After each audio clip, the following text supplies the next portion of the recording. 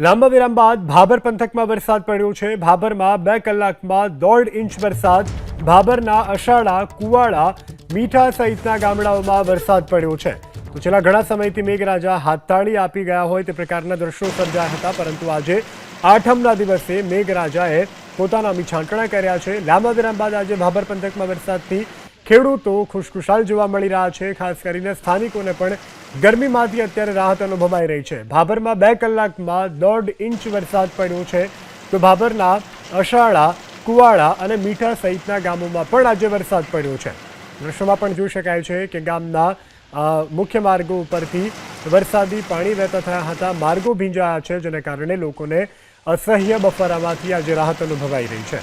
છેલ્લા ઘણા દિવસથી મેઘરાજાએ વિરામ લીધો હતો, જેને કારણે ખેતી પાકોને પણ નુકસાન જવાની ભીતિ હતી, પરંતુ આ વરસાદ ખેતી માટે કાચું સોનું સમાન સાબિત થશે।